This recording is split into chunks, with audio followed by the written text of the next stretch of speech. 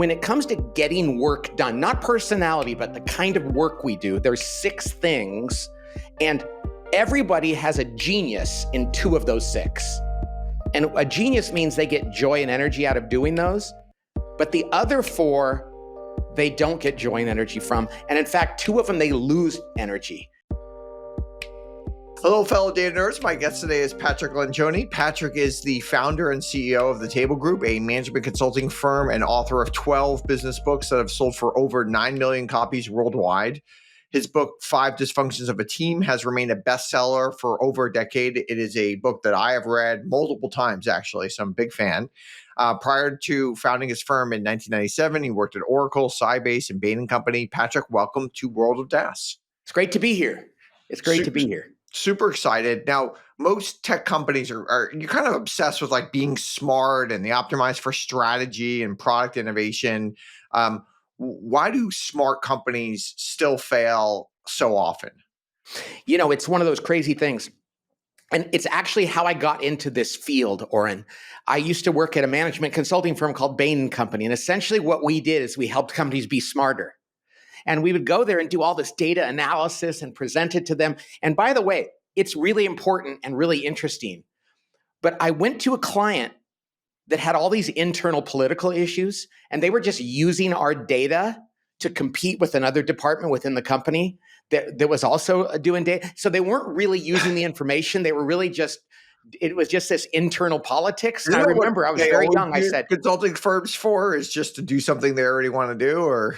Yeah, they were just trying to, our firm versus another firm, one department versus another. And I remember saying, hey, maybe we should help them fix the political problem they have, because I think we're wasting their time and money. And they said, well, this is what we do. We don't do that. Yeah. And I remember at that point, I thought, well, I want to help companies solve that problem so they can actually use the data and the knowledge they have. Because so often, and it's only gotten more so this way, Oren, over time, so often people have all the intelligence they need, but they don't know how to work together to use it.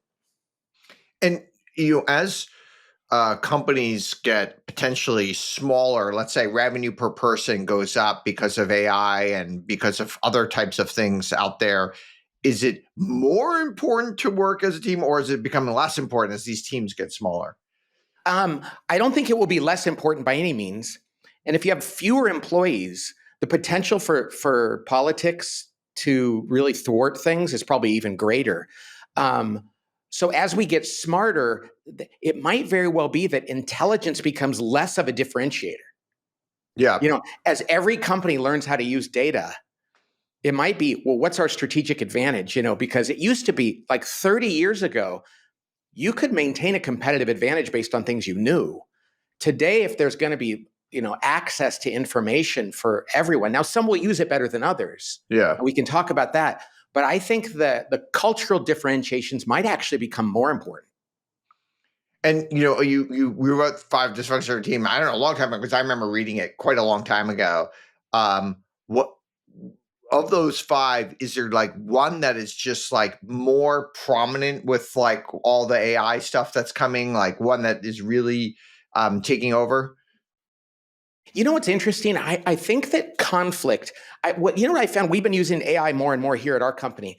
And what I've found is that arguing about how to use the information is actually more important than I realized. Because everybody thinks, well, AI is going to tell you what decisions to make. It's not. It gives you more information about how to make those decisions. But knowing what to ask for and how to use that is still just as important. And if you don't create an environment of trust and conflict, you could find yourself just following the data and not actually wrestling with it. So I think trust and conflict, the first 2, are going to be critical to make sure that we're not just kind of ceding responsibility to whatever the data says. And most people they kind of shy away from conflict.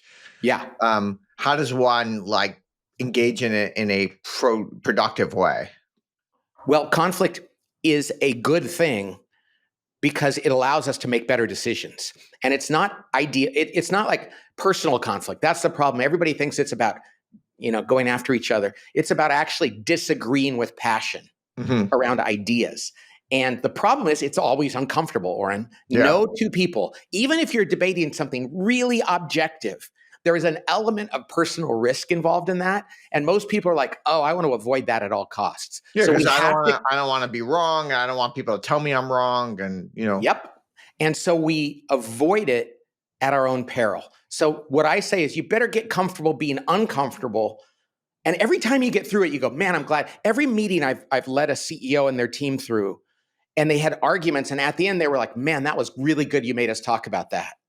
But the next time it happens, there's still the tendency to go, can we just avoid this? Can we just email each other and kind of avoid having to have a passionate discussion or argument? And most meetings, at least most meetings I've been in, suck. Like, is there like one easy way to just make that meeting way better? It's funny. I just saw that McKinsey came out with a list of the books people should read this year. And they picked one of my books from more than 15 years ago called Death by Meeting. Um, and when in that book, first of all, meetings do suck. And it's for two reasons. One, they're boring. Yeah. Nobody likes anything that's boring. And the reason they're boring is because there's no conflict. Because nobody ever goes to a movie or reads a book and says it's boring if there's actually something going on there. Yeah. And our meetings should be like that too. We should be actually debating and trying to solve problems that matter. So a boring meeting just means we're not doing our job as a leader. Right. Or if it's just like status update, like why have a meeting? Like there's other ways to get the status update, right? Yeah. Exactly. Plenty of good technology for doing that. The other thing, the reason why meetings are bad is because we tend to have four different conversations in one meeting. We're like reviewing something and we're debating something and we're solving a short-term problem and then we're brainstorming, and you can't do that all at once. And half the people in the room think they're making a decision. The other people think they're brainstorming. Everybody gets equally pissed off when the meeting doesn't turn out. So we've got to get more clear. Like right now, all we're doing is updating, and we're going to do it in 10 minutes. Right now, we're brainstorming. Don't evaluate this. Right now, we need to make a decision. Like actual separate meetings, or should it just be like the agenda is update and then the agenda is brainstorm or something? Well, and it's not black or white, although you need to really reposition. Human beings cannot shift that easily in context. So you need clarity of context. And what we say is every day you should have a 5 to 10 minute stand up with the people in your office if you all work together. Okay. A lot of engineers do that. What are we working on? And then every week you need to have a tactical meeting where all you're doing is going through what are our goals? How are we doing? What do we need to adjust? Where do we stand?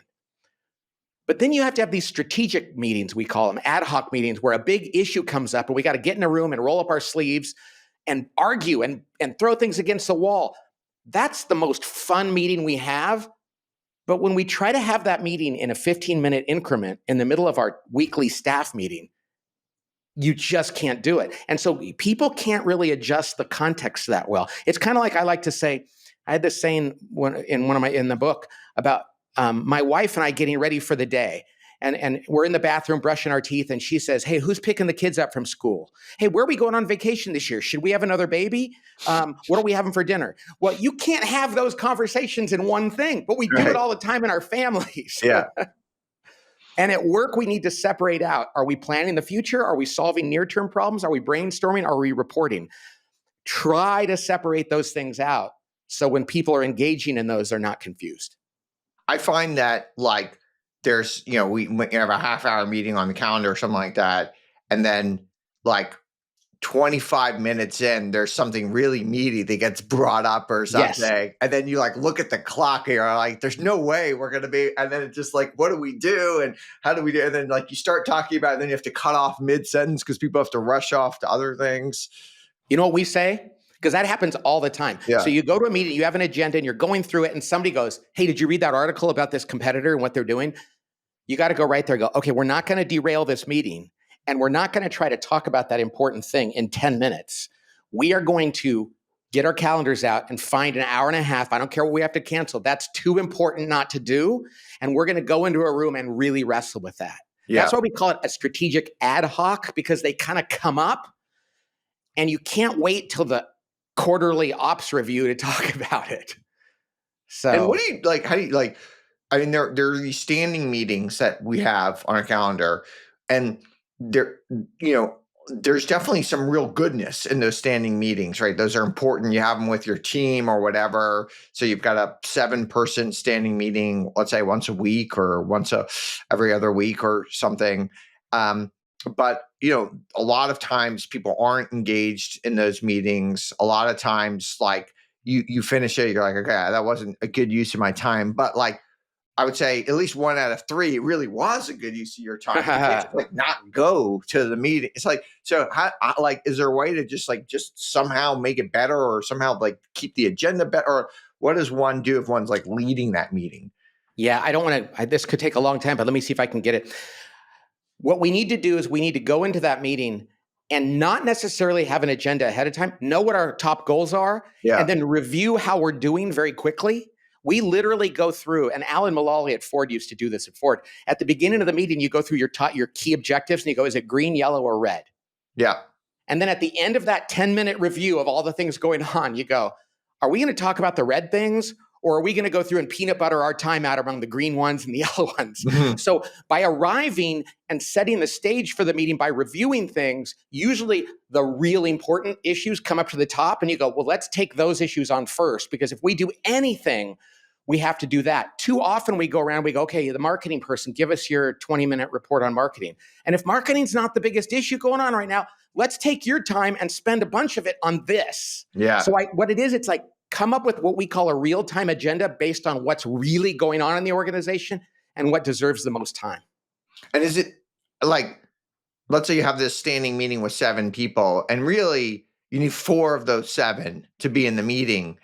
And the other 3 might find it a little bit of a waste of time. Should you like somehow know it ahead of time and say to the other 3, hey, Bob, like you should skip this meeting. Like it's not going to be a good use of you don't need to be in it. We're not like, that way, like Bob doesn't feel like he's like totally bored and etc.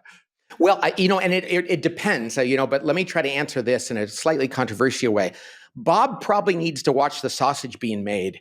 If it's a real team and the decision they make is going to influence the rest of the team, if Bob is coming to that meeting thinking, and a classic one is like you used to have like the chief legal counsel would be there and they'd be talking about something and the lawyer would be like checked out and they'd be signing papers or something. Yeah. And we go, hey, if you're really a strategic part of this team, then you're more than just the lawyer. You're actually supposed to be thinking about this. If not, then maybe you shouldn't be on the team and you should just be doing this other function. So it kind of depends on what kind of a team it is. And I like to think that whatever your job is, you should actually be trying to add value, because sometimes the best ideas come from people really outside of the responsibility going on there. And so I think generally, when in doubt, be in the meeting and be engaged. And occasionally, yes, you should take something offline and go, hey, let's the 3 of us go off and take care of that. But there's something really good about people watching the sausage getting made so they can then represent what's actually going on and add value.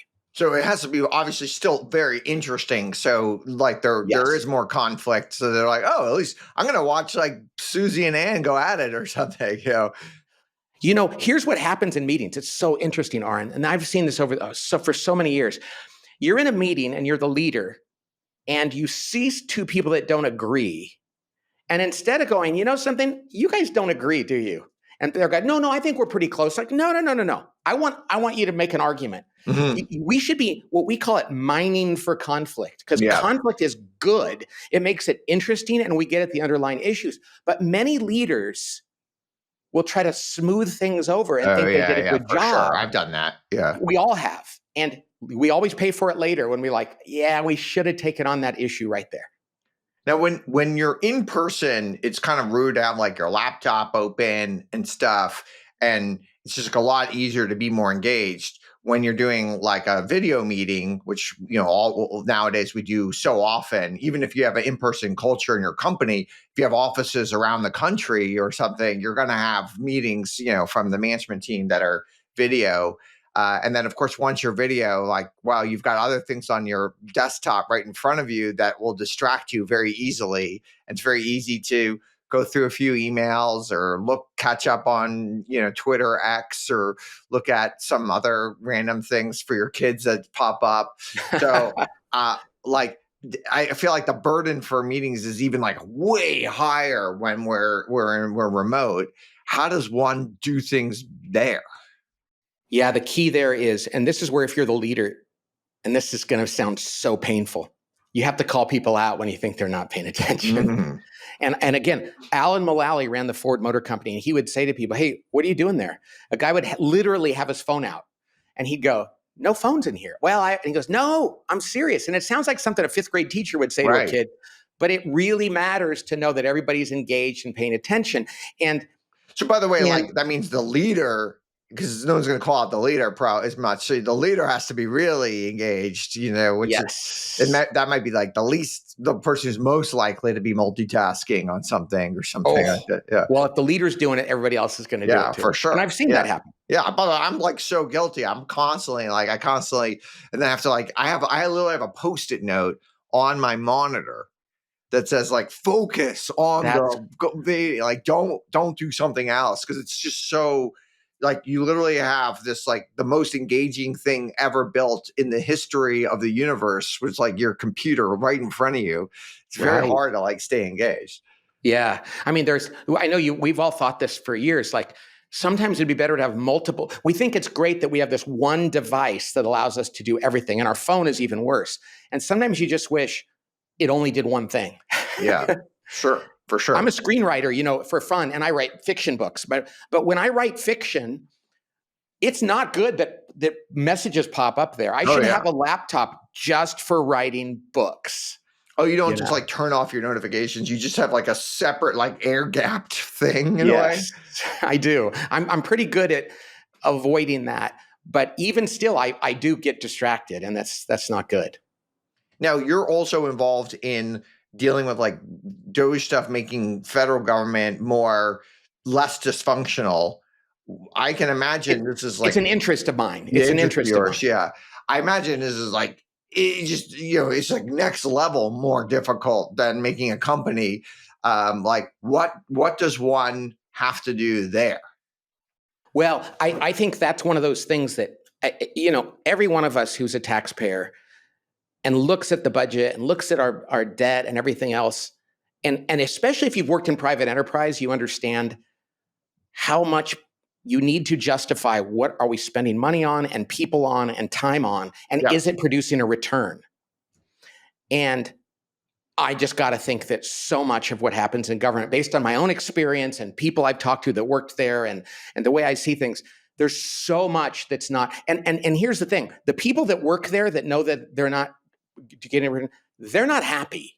Now Yeah. they're not going to volunteer necessarily to get laid off, but how much would it suck to work in a job where nobody was actually using what you were doing and it really wasn't making a difference? And so I just think it's actually a service to everyone if we get really good at assessing how productive, how focused, and how much ROI is there to what we're doing.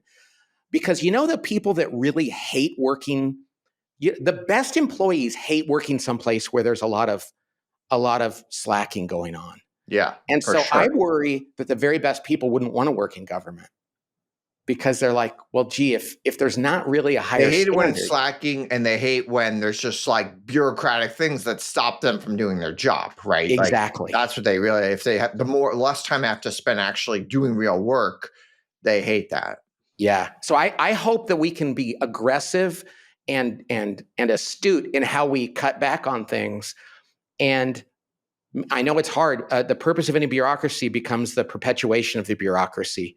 And so it's hard. But I think it's a service to everyone, including the people who work there that know that they're not productive, to help them find a way to be productive. Now, when you call like Comcast customer service and they keep you there for an extra hour or something, it is what it is. And Comcast is making some sort of determination on that.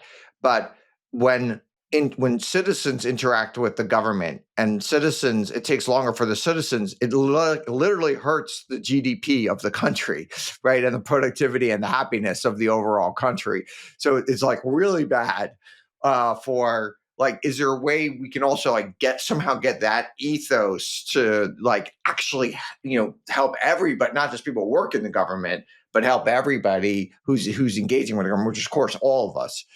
Yeah, it's so interesting because everybody knows that needs to happen, and we've all been in that situation. And there's actually a slight comparison to like Comcast, because the problem with your cable companies and things like that is you kind of don't have a choice Yeah. almost. Yep.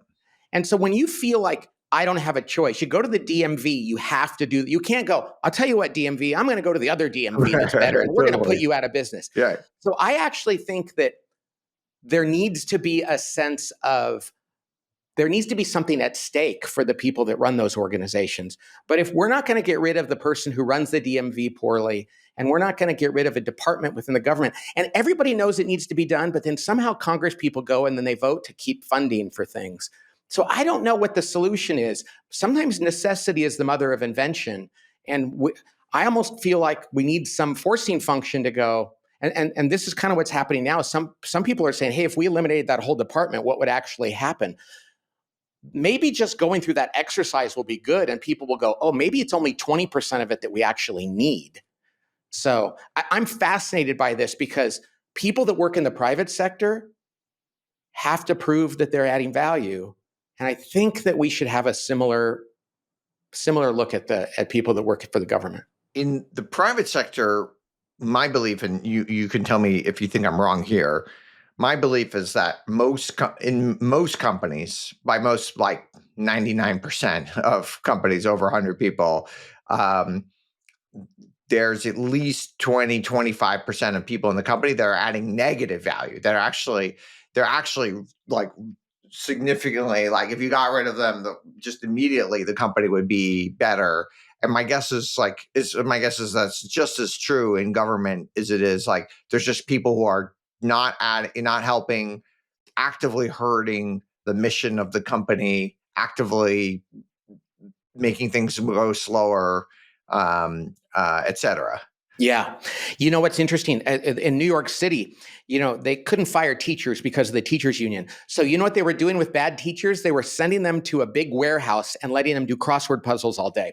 And you know what's funny about that? It's actually probably a good thing. Exactly. It's a good thing, because having them around the school Right. actually distracted. And so if you can't get rid of them, better than to move them away from the classroom. Totally. Yeah. Which Yeah. of course, it's preposterous that we can't let somebody go who's Yeah. not good at their job. But I think the same thing in companies. There's people that we need that. The other one is, are they actually making it worse? And a good CEO, based on clarity about the culture and productivity, will actually find those people that are negative drags on productivity, and kindly, with respect, remove them. And you know what happens when you remove somebody who does that? The rest of people's productivity and morale go through the roof. And people love it. Like their satisfaction goes up so much when And you do get it with rid of them. kindness, just like in the government. Yeah, we should be kind, but if there's things that need to be removed to make everything else work better, we should do it. One thing I thought was interesting was when Meta did they did a series of layoffs a few years ago, and usually the advice is do like one big layoff and then tell everyone you're not going to have any more of these, because obviously it's it's very worrisome to people when you see people being laid off, like, oh, am I going to be the one next? Right. But what Meta did is they did like a series of very surgical, like 3 to 7% layoffs, because I believe they just didn't know who to lay off. Well, and they had to slowly learn that. And it was like 18 months of layoffs, which in some ways is bad, but in some ways they were able to lay off like the exact right person. yeah. And of course, if you already know who they are, doing it in one fell swoop is easier. But Yeah. if you're not sure, doing it poorly in one fell swoop, you're going to eliminate the wrong people. And that sends a message to the company too. Correct. And I'm guessing that if they were doing it well, the fact that over time it took a while, probably everybody else got more effective, because they were like, they're going to come look at this. Let's actually figure out if we're using our resources well. And I bet there was secondary benefits to the delayed process. Yeah. Interesting. What other advice would you give to like the Doge team? Oh, I would say don't read the newspaper. Do the right thing to do, because, oh my gosh, politics is just such a bad environment for getting things done. This should not be a political thing. This should be a functional, thing. This shouldn't be about one party or the other. It should be, do we need this? And are we financially running our country well? World of DaaS isn't just a podcast. World of DaaS membership is a private, invite-only community for founders and executives of important data and AI businesses. It's a place for off-the-record, high-trust conversations focused on the biggest questions data leaders are facing. The community is about peer learning, curated intros, and access to private events. Everyone in the group is building or leading something meaningful in data. If that sounds like you, apply to join at worldofdaas.com. That's worldofdaas.com. You have a newer framework which identifies kind of 6 types of genius. Can you walk us through that? This is the most exciting thing we've ever done. For years, people said the 5 dysfunctions of a team was going to be the biggest thing we ever did. And then 5 years ago, we accidentally discovered a new way to look at work. And I love this for people in data as well, because one technology person is not the same as another, is not the same as another. And everybody thinks they're the same. So we discovered that when it comes to getting work done, not personality, but the kind of work we do, there's 6 things. And everybody has a genius in 2 of those 6. And a genius means they get joy and energy out of doing those. But the other 4, they don't get joy and energy from. And in fact, 2 of them, they lose energy. It drains them. And so the 6 types of working genius are very simple. It starts up at 50,000 feet with the genius of wonder. There's people that love to ponder things and ask the big question. Every great idea came from somebody saying, there must be a better way. Is there a better way? And then somebody else comes along with the next genius and invents a solution. That's the inventing genius. I have that one. I can't help it. I do it just because it gives me joy and energy. I wake up inventing things all the time. It's not because I'm smart. It's that I have a God-given ability to come up with new ideas. Yep. But not every new idea is a good one. And that's why we need the next genius, which is called discernment. And these are people that have this ability to evaluate things using data, like it's like not data like information, but like gut feel, but it's like pattern recognition. That They would be can like look the at something. investor maybe in some ways, or What did you say? like the investor in a way? Yeah, they look at something, like in the investment community, they will look at an idea and go, this one's a winner. And people go, how do you know? You haven't even run the numbers. And they're like, I've seen this movie before. Yeah. I see patterns here. And they can't really justify it in detail sometimes, but they just have a gut for what that is. That's called discernment. That's a genius some people have. But then there's another genius called galvanizing. There's people in the world who love to get up and rally the troops and push people out of their comfort zone and get people to do things. Yes. It's one of the geniuses a lot of people hate, but it's so valuable in organizations. There's 2 final geniuses. One is called enablement, and they're the people that just love to come alongside and help people. And when you ask them for something in your org, they're like, yeah, absolutely. Tell me what you need from me. They're so valuable. They're not just nice. They're not just malleable. They actually get joy and energy out of answering the call. When you get up in front of them and say, I need somebody to help me with this, they're like, I'm in. And the last one is called tenacity, and they're people who finish things. They get joy and energy out of doing the last part of the work and getting it done and ensuring it meets its goals. Hey, Oren, I have no enablement and tenacity. So I don't like finishing things. I would have written 0 books if it had been up to me. But I had people on my team with tenacity who said, you need to finish this, and we're going to hold you accountable to a high standard. On any team, I don't care if it's a group of developers, a bunch of people in a startup, or people in analyzing data, there's going to be different geniuses. And if you're missing any, it's going to cost you. And so it's really we have this assessment, the Working Genius Assessment. It takes 12 minutes. And people look at the team report and they're like, oh, no wonder we failed at the last project. We didn't have a galvanizer. That's what happened. Or no wonder I hate it when I get assigned to these kinds of things. You should be doing that, and I should be doing this. It is crazy how teams naturally reorganize themselves around their geniuses as soon as they find out. And most people do not know what their geniuses are until they figure it out. It's interesting because there are some special people that have a lot. Like if I think of Elon Musk, he seems to have 5 of the 6. He's not the enabler, but he's good at all the other. He's probably he might be in the top 1% of the other 5. He probably has like an amazing drive that overcomes weaknesses based on pure desire. Yeah. But he will have two that he's best at. And I've not worked with him behind the scenes. I know what he does publicly, but my guess is he has invention, unless he's the kind of guy who looks at other people's invention and says, that's a winner, I'm going to get behind it. Maybe he's not the guy who comes up with, and that's very possible. Yeah. He also has to have galvanizing. Yeah. Because he looks at something and goes, let's do that. Yeah. And sells it and gets people excited. So I don't know if he's an IG, an inventor galvanizer, which is called the evangelistic ideator, or if he's a DG, which is the intuitive activator. He's one of those two, though, almost. I mean, it's also very possible that most people have zero of those. They might be better at some, but my guess is a lot of people are not in the 50th percentile on any of them. Well, I think that everybody has the latent potential for some. Sure. Yeah. Some have not developed it. Some people are just not motivated. They have wounds in their life or other things. And yeah, there are people that aren't motivated to use even their geniuses. And then there are other people that use 4 of the 6, but there's 2 that we love naturally. And man, when people discover them, sometimes they get out of a career doing something that, well, I'm doing this because my dad did it and my uncle did it and I don't like it. It's like, yeah, you're not meant to do that. 12 minutes and people fill this out and they're like, I wish I'd known this when I was in college, but it's good to know it now. There are certain, have you ever thought about how people interact with time? Oh, yes. Okay, I'd love to hear your thoughts on it. It's I mean, and there's so many ways to look at this. One, on the deepest level, I think it's interesting how people visualize time. I have it, my time in my mind is a counterclockwise circle with months and weeks on it. Oh yeah, mine is exactly the same. You're kidding. You're the first person I've ever met that does that. I've never met anybody else who said that. Yeah, that's exactly the way I think about both the months and the week and the days of the week. So funny. Yeah.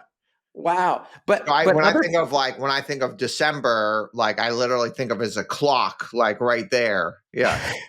Me too. And then goes January, and down here is July, August. Exactly. Yeah. That's so funny. That's the way. So that I'm very good at memorizing dates for that one reason, is I just put it on the clock. I see it. Yeah. People go, what are you doing on December 21st? I'm like, oh, let me think up there. Yeah, exactly. So, and then different working geniuses look at time differently too. So my wife and 3 of my sons have the first working genius of wonder, which is they ponder things and they're up in their head. And they lose time so much. Yeah. Because that would be the one where you could spend months doing something and then come up with like, this would be like the person who writes Guns, Germs, and Steel or something like really wondrous or something. Yeah. So there are certain types, and then like people that are the last 2 geniuses, which are closest to the ground, which is enablement and tenacity. They're usually very aware of time because they're like, I'm trying to please you. I'm trying to get it done. The standards matter. I'm not up here in the clouds. I have to land this plane, and landing a plane means I have to do it on time and in this way. So working genius really informs that. And now when I have employees and I know they have a task to do, based on their working genius, I'll know whether I need to remind them of the time frame or whether they're going to be all over that and they need to remind me. So there are certain people I've met who can make decisions in different time frames. So if you think of like a professional athlete or like a video game player, they can make a decision in like microseconds. Yeah, right. They can decide where to pass. So LeBron James can make this like incredible decision in microseconds. And then you get to, or like an improv comedy person or something, right? And then you get to like maybe a salesperson who can think a little bit, think on their feet, and they can, then maybe a CEO has to make decisions in hours or I don't know, days or something. And then you get to the, like the big thinker that needs to make decisions in months or years. Is there a way of like people understanding the time, and is that somehow related to their genius? I think so. So I'm an improv person. Like when I give a speech to 10,000 people, I want to take questions, and I always do. And I'm actually at my best when somebody asks a question that I wasn't anticipating. Like coming onto this podcast, I looked at everything and I was like, oh, I don't need to write any notes down. Yeah. And I'm very comfortable with that. And that's because I am a discerner, which means I'm informed by my gut. If I didn't have discernment, I would go, I want to go check the data. And the truth is, I By the don't way, are you necessarily. better because like traditionally people who make decisions in sub-seconds are like those people are best in their 20s and you're no longer in your 20s. So is that something you've gotten better at and it just happens to be, or is that something you were just like even more amazing at in your 20s? I think that I'm getting better at it only because I've known that and I put myself in a position You to use it a practice it. lot. Yeah. And I Yeah. think what happens as we get older, we start to think, well, that's no longer appropriate. I need to Mm, grow up and be more structured. yeah, yeah. So I've not grown up, so I feel pretty good at that. Interesting. Yeah. You I saw a recent tweet of yours that says effective leaders aren't cool. Like, what did you mean by that? Yeah, they did a study recently, Aaron, about what makes a person cool. That literally 3 universities studied people across cultures, languages, countries, nations, all over the world. And they said, what is it? What does cool mean? And they Mm. came up with 6 adjectives like autonomous and adventurous and open and all these things. But the last 2 were powerful and hedonistic. What does hedonistic mean, really? Hedonism is like my pleasure over everything else. Ah, okay. That Like makes sense. hedonist says, Yeah. I do this because it gives me pleasure and that drives me. Yep. And I thought of that when that came out, and they covered it in the news like, hey, isn't this great? Now people know how to be cool. Like they actually codified it. Like, you want to be cool? Here's the 6 ways to do it. And I thought, oh my gosh, somebody who is powerful and hedonistic is a dangerous leader. Because if they're all like, I'm here to please myself and I'm going to exercise power over others, you should run from those people. Mhm. And so I realized to be But so many cool, well-known leaders are that. Like, they want to be. yeah. You know what I think is interesting about them? Most of them weren't when they were younger. Mm. And then they become powerful and they start to think, man, I should cash in on this. They were dorks when they were younger. Yeah. And Yeah. then they become like, and people are like telling them they're wonderful and women Yeah. are paying attention to them Yeah. if it's a guy, and they're like, hey, this is great. And I think that's dangerous. And sometimes in the tech world, those are the most scary ones. Yeah. Yeah. Yeah. Interesting. To be a great leader, you need to be driven but humble. You need to realize I'm no more important than anybody else in my organization, but my actions are really important because it's in their best interest if I do the right thing. And you and I talked about this like in meetings, like we have to focus. I love the thing you have your thing which says focus, because even though you're the leader and you could go, yeah, I could just dick around and look at my email and surf the net while I'm in a meeting. You're like, no, for the people that I'm supposed to be leading, I have to humble myself to focus. And it's a decision we make. And I think leaders who don't feel like they have to do that can take advantage of others. What about leadership you think was true or wasn't true 25 years ago that now is true? Like, there's eternal things that are eternal, but what has radically changed? I think, I think this is coming back right now. So I think we've seen a full cycle. I'm hoping we have.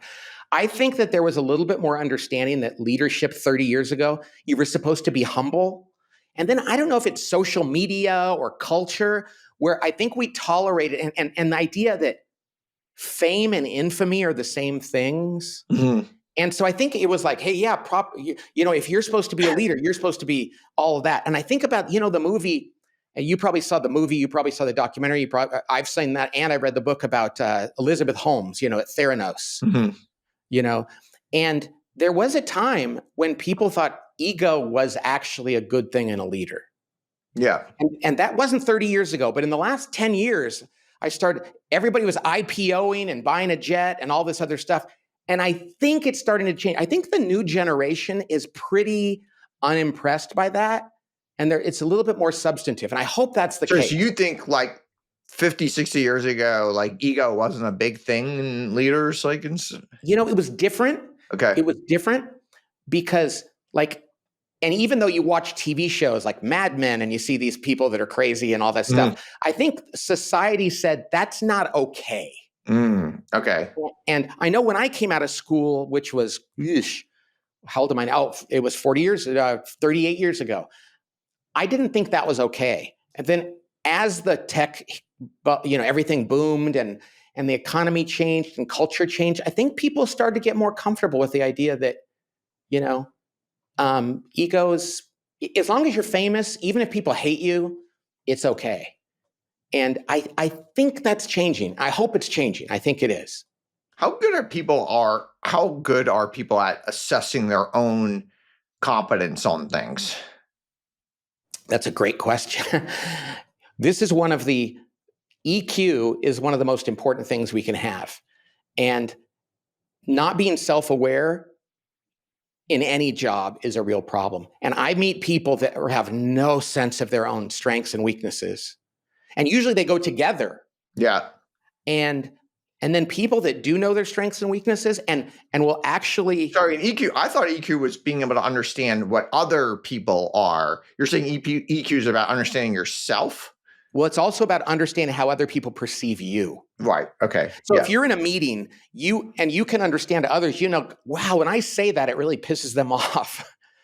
So I understand that I do that. Yeah. And so EQ definitely has self-awareness in it too. Because I find that, like, if you ask someone to assess their own IQ, they're usually quite accurate. Yes. If someone says they're in the top 10% of IQ, they're almost always in the top 25% of IQ. Yeah. But what I find when I ask people to assess their EQ, and if someone says they're the top 10% of EQ, they could be anywhere.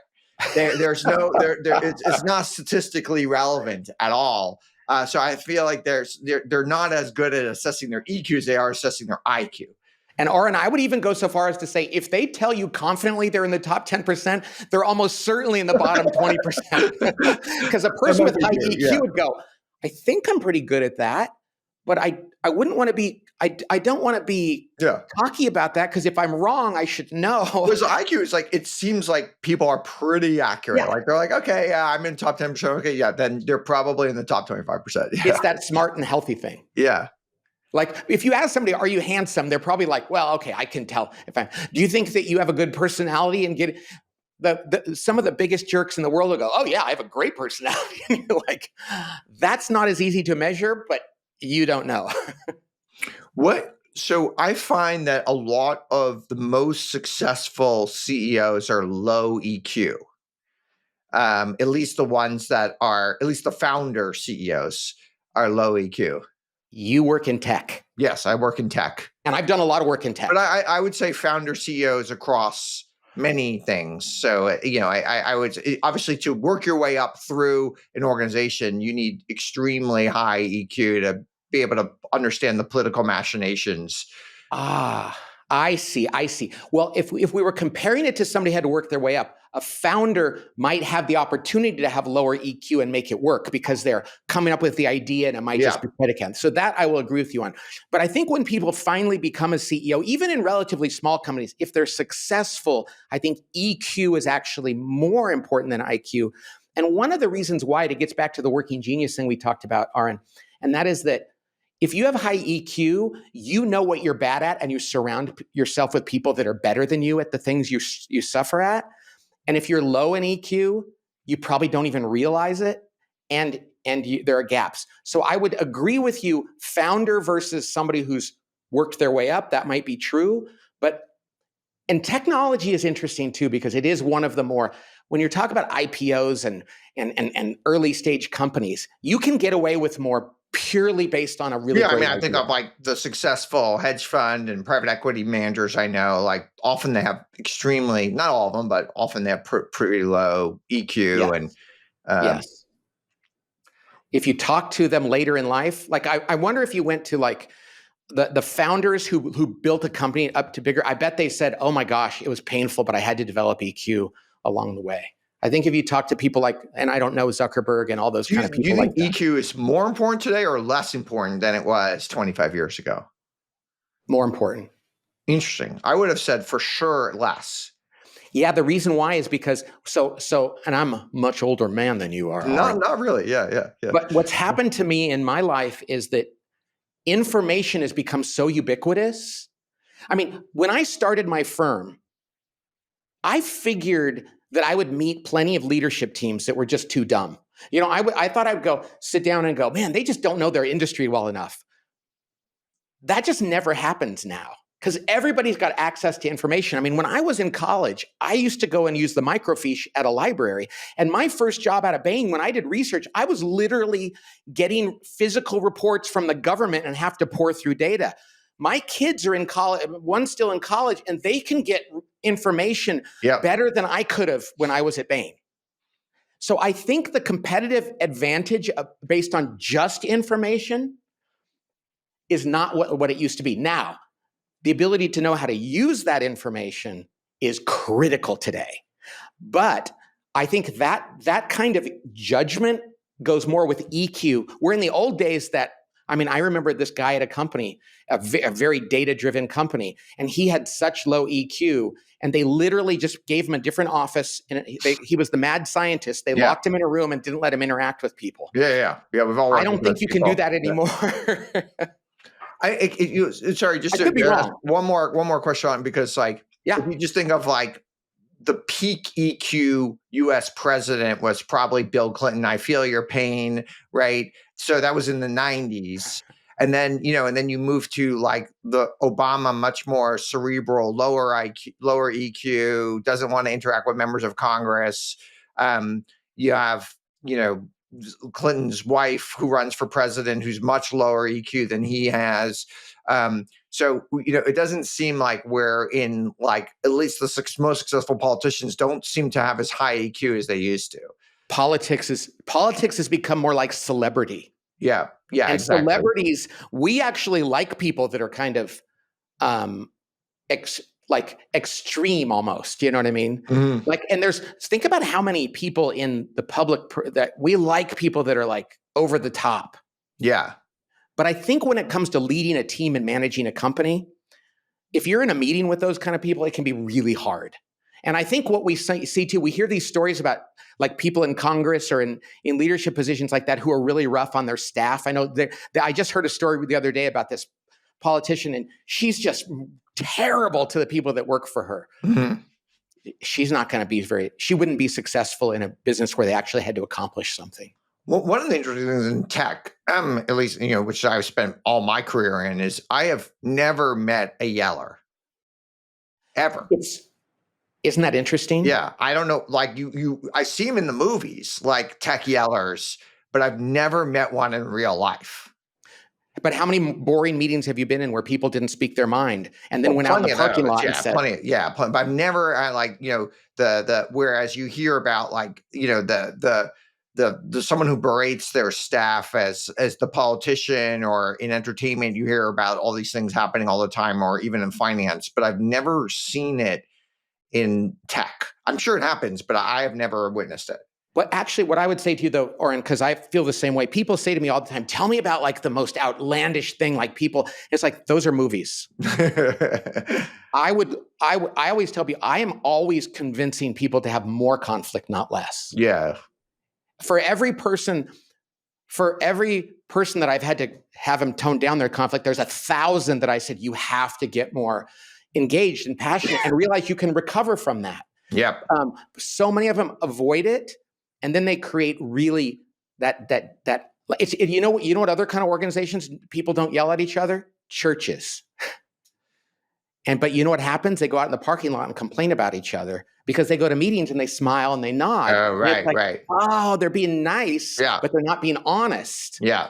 And I think my in technology, had this anecdote where, if you're in San Francisco and you have a flat tire, people will drive by and oh, are you okay? But they'll just keep driving. Exactly. Whereas in New York, they'll come to you and you'll say, hey, what's the matter with you? You don't know how to change a flat tire? They'll start screaming at you, but they'll actually help you change it. Totally. I saw a cartoon years ago that showed a guy in Los Angeles and he says to somebody on the street, good morning. But the bubble that he's thinking really says, screw you, essentially. And then it shows a guy in New York going, hey, screw you. And then the bubble says, good morning. That's what he's thinking. Totally. I love it. Yeah. I love it. I'm in the South now. I'm in Tennessee. And I have to say, people are very, very friendly and generous here. But there's that old saying, they say, oh, bless your heart. Exactly. She's ugly. She's a hag, bless her heart.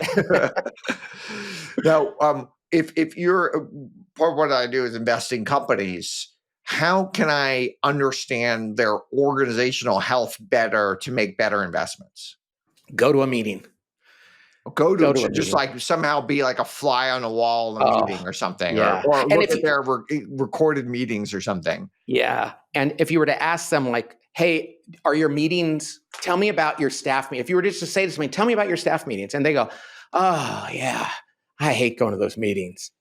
And here's the thing about that. It means they're not making great decisions. Yeah.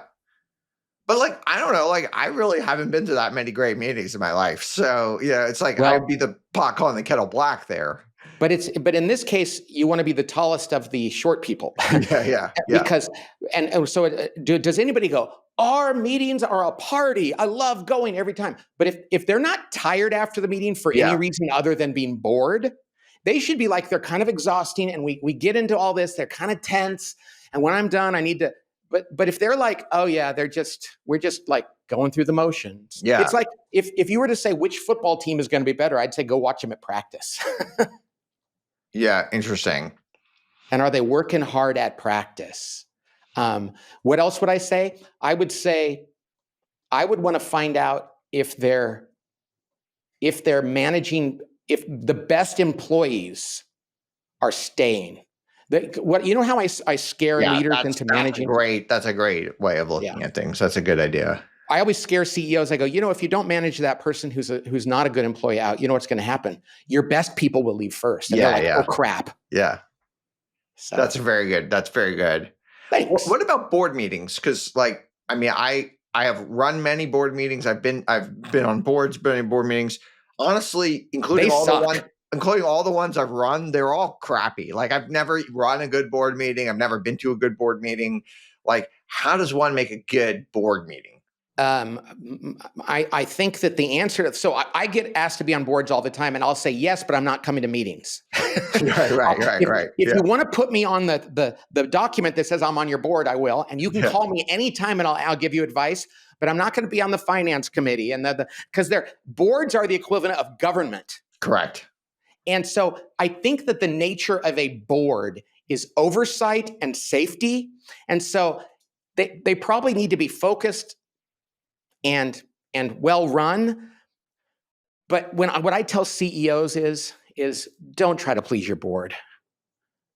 Humor your board, respect them, but you can do everything your board members want you to do, and they'll still fire you if the business doesn't go well. Yep. You can ignore their advice, and if the business goes well, they're going to thank you. And I've seen too many CEOs spend most of their time preparing for board presentations, and it's one of the worst uses of time they can have. Okay, I agree with that. I'm glad. Yeah. Yeah, it's funny. Like one board I was on, it's just like they just did so well, and I literally added no value at all on the board. All I would say every like board meeting is like, you guys are doing a good job, and then it would go to the next one, and like I had no, there was just like literally I had nothing to this whole company.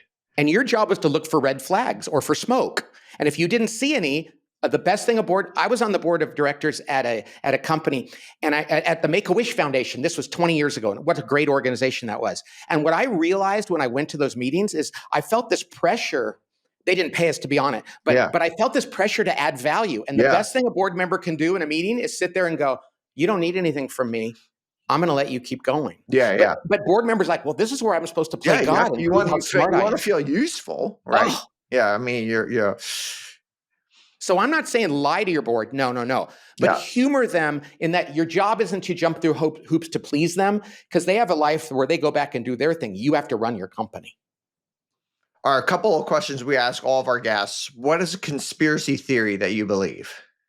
Well, Kennedy did not get killed by a lone gunman. I'm convinced of that. You're convinced?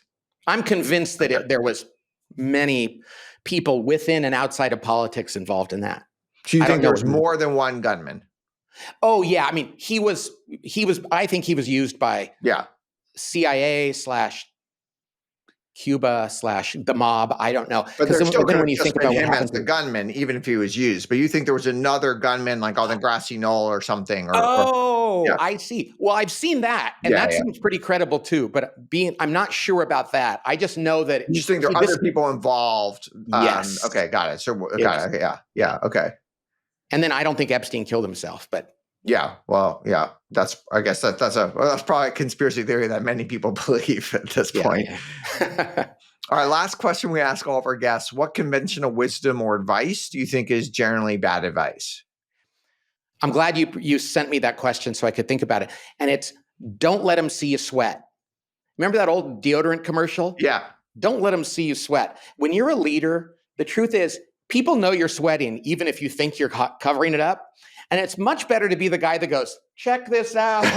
And then they're go, so you know, and you're comfortable enough about yourself to show that. Yeah. It's like people really trust people and admire people that are actually very What does that mean? vulnerable. Obviously, you can say, I don't know if you get an answer, you question, and Yeah. like, I got to think about that. But what do you mean by let them see you sweat? Like, Like, you have to still portray some confidence in things, right? well, yeah, and if all you do is sweat, then you probably shouldn't be in the role you're in. Yeah. Yeah. But when you have concerns, or when you make a mistake, or when you're a little bit afraid of something, you actually gain credibility not by going and but by just saying, "Hey, I'm a little concerned about this," or "I think I messed this up," or "I think you're Yeah. smarter than I am." Don't pretend to be stronger, smarter, or more capable than you really are, because when you do that, you lose credibility. And some of the most capable leaders are the ones that go, like, I love when a basketball player turns to people on the court and says, "My bad." Yeah. Yeah. I'm like, "You rule. Yeah. Yeah. That was my fault." And Yeah. when in doubt, say "my bad." Yeah. You know. Okay, this has been great. Thank you, Patrick Lencioni, for joining us on A World of DaaS. I follow you at Patrick Lencioni on X. I definitely encourage our listeners to engage with you there. This has been super interesting and a ton of Yeah, fun. it's been really fun, Oren. I appreciate it. And the workinggenius.com is a life changer. So I would Definitely, encourage yeah. people to I do that. highly recommend everyone check that out as well. This has been great. Thanks for listening. If you haven't already done so, please subscribe to World of DaaS wherever you consume your podcasts, YouTube, Apple, Spotify, and more. And please help us get discovered by leaving a review. And check out worldofdaas.com. That's worldofdaas.com. And of course, connect with me on Twitter at Auren, that's AUREN. Would absolutely love to hear from you.